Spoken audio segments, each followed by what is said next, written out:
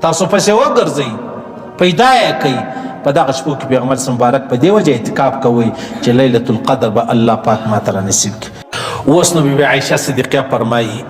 دا د ترمذي حدیث دی ورته ویلې قلت یا رسول الله أرأيت إن علمت أي ليلة ليلة القدر ما أقول فيها یا رسول الله و دا خبره به راشه کچیري زه د شپې عبادت کوم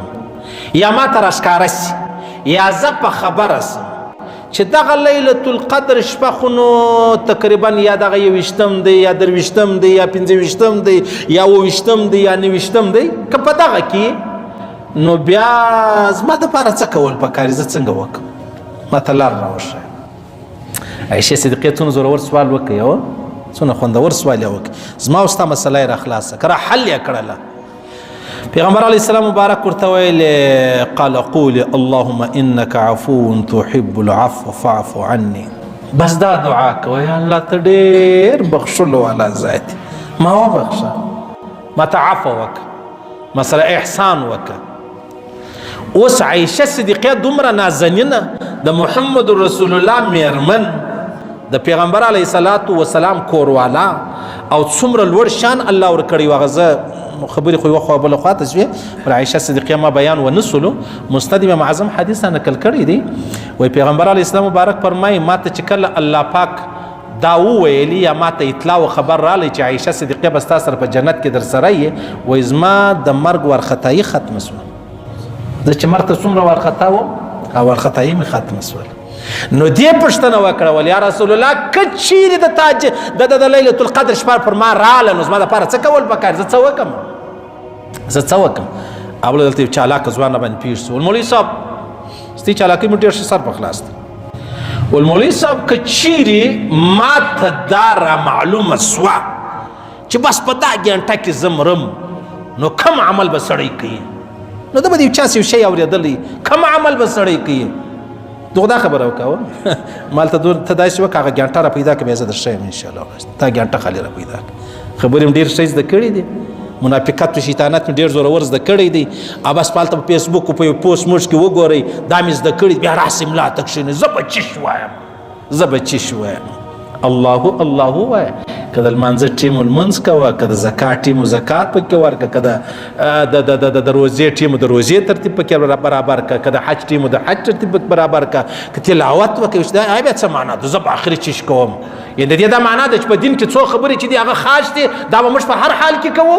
په هر حال کې موږ ته الله ویلی دی دومره ذکر کوه چې جهان و تا ته لیونی ووایي چې جهان و تا ته منافق ووایي دومره ذکر کوه دا بیا څه معنا اشاغ به کم ټیمې ما هلته قلیه ګنټه را پیدا کړه صحیح شو هغه شته پکې مرې بیا زه در ښیم ښه دنده مې شروع کړې ده. نو پیغمبر علیه السلام مبارک فرمایي وای تاسو په دغه شپه باندې دا دعا کوئ اللهم انک عفو کریم تحب العفو فاعف عني فاعف عنا یا الله ته ډېر بخښلو والا ذات یې عفو والا ذات یې ما ته عفو وکړه نو ولې عفو درته وکړم زه ګناهګاره یم زه بېلار یم زه بېدینه یم له ما ګناوې سوي دي خو اوس یو سړی وي نو د عایشې صدیقې څه ګناوې کېدلې یا معنا دا ده چې یا الله ما ستا هغومره عبادت ونه کړي چې څومره ستا حق دی نو خو دا هم ما ته ګناه معلومېږي او یا الله ما ته معافي وکړي. اوس په خبر سر خلاصیږي او پیغمبر علیه الصلاة والسلام مبارک فرمایي کم سړی چې د دې شپې د خیر څخه محرومه سو کم سړی چې د دې شپې د خیر څخه محرومه سو دا په حقیقت کې محرومه سړی دا الله محرومه کړی دی چې کله یو سړی جوړ دی روغ دی مسلمان دی کلمه ګو دی او دی د دې شپې څخه محرومه سلو یا مطلب په پکنیک تللی و یا د هغسې مطلب په موبایل اخته ولو یا د دنیا په مسلو اخته و یا په حسابو اخته و یا په کتابو اخته و یا په کاروبار اخته ولو هیڅ فکر یې و لیلة القدر ونه سلو پیغمبر علیه السلام فرمایي په اصل حقیقت کې چې محرومه سړی د الله د دره دی د دین دی د اسلام دی د جنت دی د خیر دی د برکت دی هغه دغه سړی پوه شوس په دې خبره نو الله پاک دې موږ ته عفو وکړي الله دې موږ ټول وبخښي الله دې موږ ټول قریبان عاجزان وبخښي که د چا بابا وادي مړي دي هغه دې الله وبخښي که ژوندي دي الله دې ډېر عمرونه ورنصیب کړي که څوک اولاد نه لري الله دې اولاد ورنصیب کړي که لري الله دې ورسالي کړي که سالي الله دې ورپرېږدي الله دې ور پرېږدي که څه نورې مسلې دي زموږ دوی په زړو کې جایزه حاجتونه الله دې ټولو پوره کړي د ټولو مسلمانانو په ټول عالم اسلام کې خاص کر د ابراهیم علیه السلام د ښار خاص کر د عافیه صدیقې الله پاک دې موږ ته عفو وکړي الله دې پر لیلة القدر موږ ته دا د ویلو چې څه مې واورېدل پر دې د عمل کول توفیق راکړي الله دې مې نه محرومه کوي الله دې مې نه محرومه کوي خیر دا لیلة القدر داسې نه ده چې دا نو یو ساتکی دی په شپه کې چې ماښام لمر پرېوتی بیا راځه هغه د پیشلمي تر ختمېدو یا د سهار د لمر راختو پرې دغه ټیم دی دې ته لیلة القدر وایي نو به موږ څه شم کوو موږ به راولاړ سو ماخستن به تراویح نه قضا کوو څه سو که یو سړی وایي ما د شپږو ورځو غوکې زه خلاص یم درواغ مه وایه خلاص نه یې ځان ته دوکه مه ورکوه مې دین و اسلام ته ورکوه راولاړ به سې خپل ماښام لمونځ په جومات سره وکړه نو خو ماښام سو لیلة القدر شپه ده نو شپه د دې ځایه شروع سوله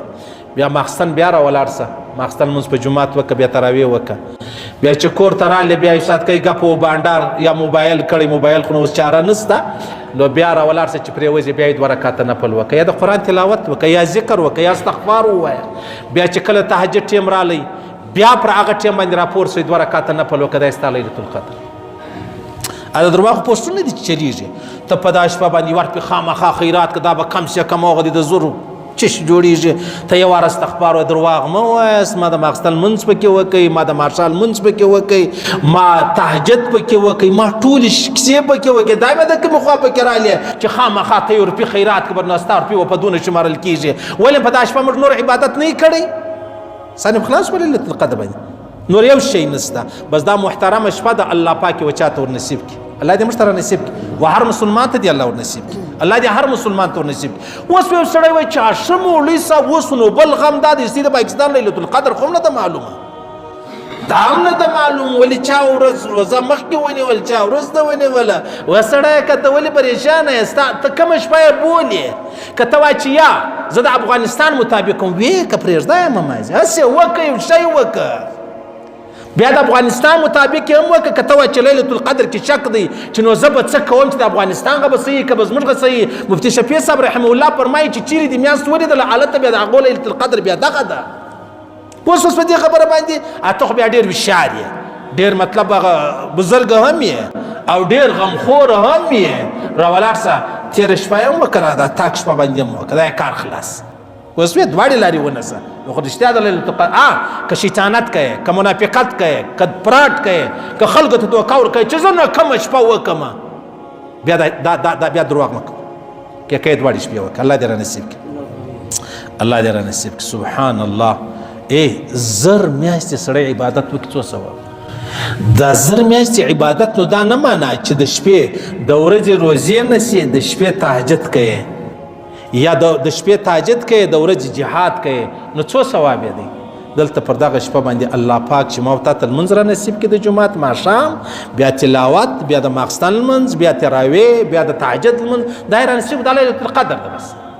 خو موږ اوس غم داسو د اخرنۍ 10 ورځې چې راغلې دوکاندارانو درک در معلومېږي که نه در معلومېږي هېڅ پتې نه لګېږي غریبه هېڅ پتې نه لګېږي منم ډېره بېروزګاري ده ډېر بلکل یې منم داسې نسم کولی چې زه به د دوی پر مجبورۍ باندې سترګې پټوم خو بیا هم دا ده د ماښام لمونځ مه پرېږده په جومات د ماخستن لمونځ مه پرېږده تراویح مه پرېږدئ 2 رکعت تهجد وکړه او بیا د سهار لمونځ په جومات وکړه بس الله مهربانه دی الله مهربانه دی هېڅ پروا نه لري هېڅ مشکل نه دی هېڅ ګران کار نه دی دلته مې پولیس والا ولیکم مې پسې والا ولیکم څوک ولیدئ څوک په مخه رالی یا ډمپرې والا په مخه رالی نو بیا لمر ولو ټاکو دی دغه کار مار کوي ما ورته ویلې زه چې اوس مسجد ته روان یم زه بیان کوم نو ستا په خیال به څو ثوابونه ویل ډېر مولوي صاحب ته یې څنګه ژوند دی مال د الله رسول داستانه دی چې د بچیانو دپاره په دا سره لمر کې ګرځې را ګرځې یا ډمپره خالي کوې یا لوډوې تر یو ځایه رسوې دا هم فی سبیل الله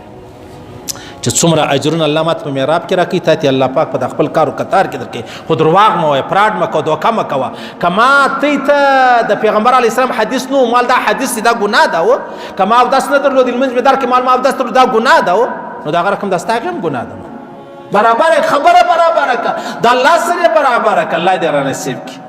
لیلة القدر شپه دې الله را نصیب کړي نو اوس خبره دا ده چې دغه شپه نو کله ده دا شپه کله ده دغه د بخاری او د مسلم حدیث دی د پیغمبر علیه الصلاۃ والسلام مبارک څو صحابه په خوب کې الله ورښکاره کړی په خوب ولیدله چې پلانې شپه چې د هغه د لیلة القدر ده بیا چې پیغمبر علیه السلام مبارک ته ذکر شو چې یا رسول الله دا مطلب ما دا خوب لیدی چې دا شپه دا د شب قدر یا دا خبره زه خبره نه اوږدوم نو پیغمبر علیه السلام مبارک وفرمایل زما صحابو چې کوم خوبونه لیدلي دي او دلته د لیلة القدر دا ټولې برابرې سره روان دي بس دغه اخرنۍ